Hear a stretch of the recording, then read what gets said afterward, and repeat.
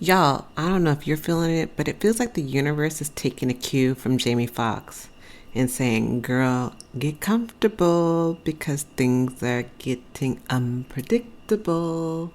Yeah, I can't sing, but you know what the point I'm making. From like a hot mess presidential election to like devastating hurricanes, 90 degrees in San Francisco, an eclipse this week. Like, the energy out there is looking psycho crazy. So, how do we deal with it when life feels unpredictable? The energy is just off the charts. Well, that's today's topic. But before we get started, let me introduce myself. My name is Danielle, and I'm the host of the Hello Well with Danielle podcast, your weekly mental vacation from the daily grind for busy women who just need a moment to pause, breathe, and woosah. And especially right now, y'all, I just feel like, does it feel like the world is ending? Like, seriously. I mean, the world just seems like it's in a big clusterfuck. And, like, that's the only way I can describe it. It just seems psycho crazy. Like, let's be real for a second. We just had another presidential debate, which was interesting. And I don't feel like there is a true winner for anyone, though, as a AKA, I love my girl who is running for president. But it just seems like there's so many lies out there that, as someone who even loves politics, I'm like, how do you really know what the truth is? And no one's answering any questions. You had this hurricane, Helene, which came and wreaked havoc on several states. We're in a almost all-out war in the Middle East that feels like some kind of horror movie that we didn't ask to be cast in, because I know I don't want to be cast in the next war. The economy is hella shaky right now. We are just had an eclipse this week, which kind of feels like an energetic tornado, turning things up and down, moving veils and throwing all the shadows in front of your face. Like, girl, deal with this. And then to top it off, y'all, we lost James from Good Times and the cranky grandmother from Downton Abbey, who just all died this week. And all I'm saying is, damn, damn, damn. We are feeling unpredictable right now. Like, depending on how well your wellness tools are, you may be feeling hella uncomfortable, stressed out, overwhelmed, or maybe you're finding a way to deal with it. But I need you to kind of think about this. So, like, what do we do when the world around you and also internally feels like it's completely out of control? Like, when nothing feels certain, everything feels like it's like blowing up in your face. Like, how do you find that balance when life feels unpredictable? Well, I'm going to keep it real, like I always try to do. I'm not here to give you all the answers. I'm not a psychic per se. But and the reason why I say this is I'm not here to give you all the answers. It's not like, here's 10 tips to how you're going to deal with this. Because maybe the answers aren't giving you something to do, but maybe it's giving you something to think about, something to reflect on. Maybe it's asking ourselves, what's the right question? Plus, what works for Nia or Brandy may not work for you, because wellness is not a one-size-fits-all. Let me say that for the people in the back. Wellness is not a one-size-fits-all. So I can't just give you, do this and it's going to be good. But one of the things I can say for you is one of the best ways to figure out how to find your version of balance when life feels unpredictable, it feels shaky. It's about becoming aware of your patterns, becoming aware of your resources, reflecting on them, and then taking action. Knowing what's good and actually acting on it are two different things. I know this from firsthand account of, okay, I know I can do better, but I wasn't acting on doing better. So finding ways to find your balance is about knowing how you're showing up, having a whole password database of resources of how you can help yourself, reflecting on how you can use those and what if one of them works and stops working and how you can move in another way, and then continuously taking action, reevaluating, and taking more action. So here are a few things I was thinking about, and kind of when I was thinking about, like, how does someone find their balance when life feels unpredictable? So like one of the things that came up to mind was like, how do you, like, have you ever stopped to think about what keeps you steady when everything around you feels like it's falling apart? Like, is it a pint of ice cream? No shade if it is. I love a girl popsicles though. But like, is it calling a friend? Is it working out? Is it meditating? Is it doing breathing exercises? Is it prayer? Is it sex? Like, what is it? Like, literally take the time, take a piece of paper out right now and jot down what currently is working for you. Think about what worked for you in the past.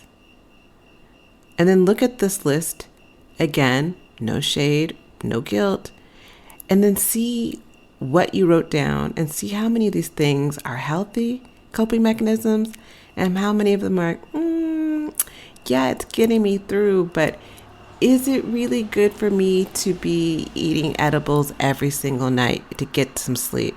Because that's the only way I'm getting through. Kind of think about what is working for you and take a accountability for and that audit of maybe this is something that I don't feel I want to be bringing into 2025, because y'all, we're in October.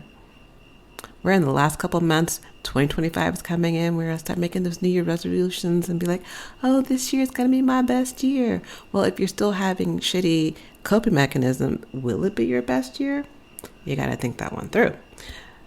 So that's kind of one of the things I would say. It's like, take an inventory of like what has worked for you in the past when life feels unpredictable.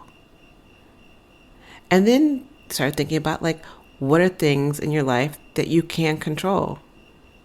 Let me help you out. You. That's the only thing you can control. You can't control others. Because if we can control others, let me help you right now. Insecure would still be on TV. Michelle Obama would be my president. Sade would be touring right now. But I can't control others, and nor can you. All I can do is control my actions, my reactions, and thoughts. And guess what?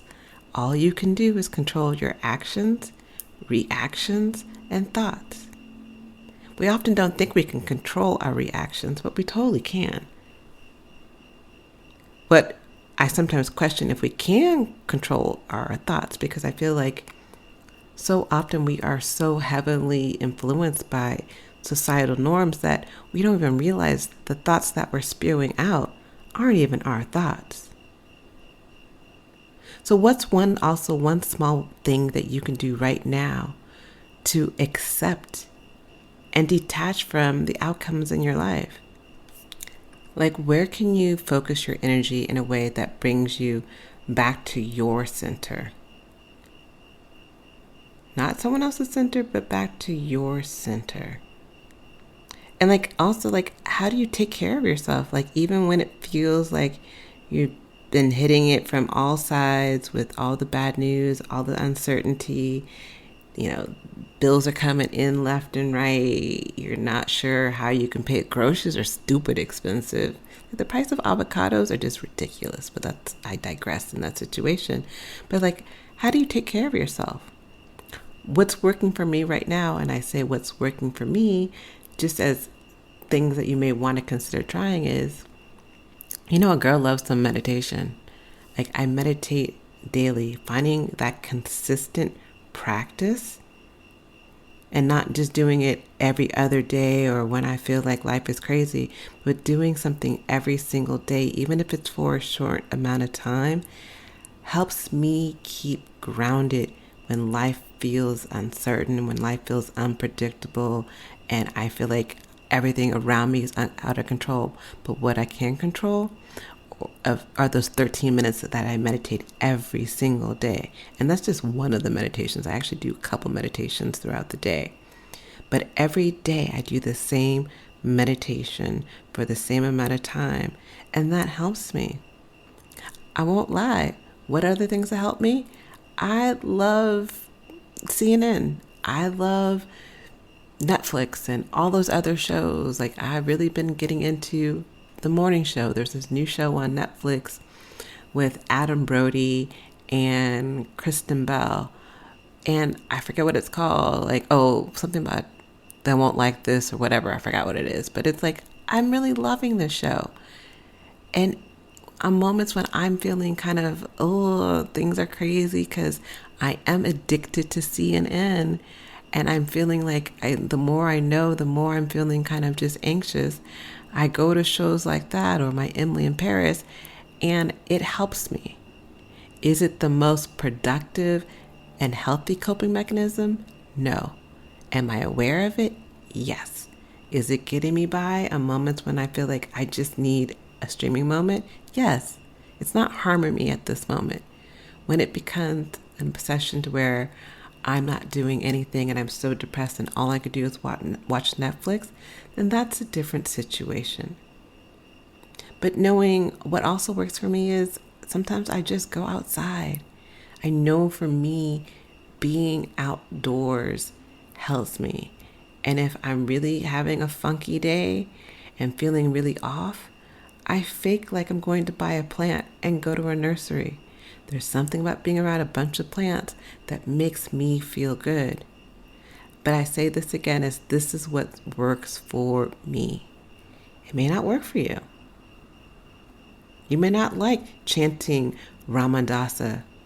You may not like saying Satnam, Satnam, Satnam, Satnam, Satnam, Satnam, Waheguru, which are things I say to myself to get through the day. You may not like shaking. You may not like Whole Foods strawberry popsicles, which is what I love.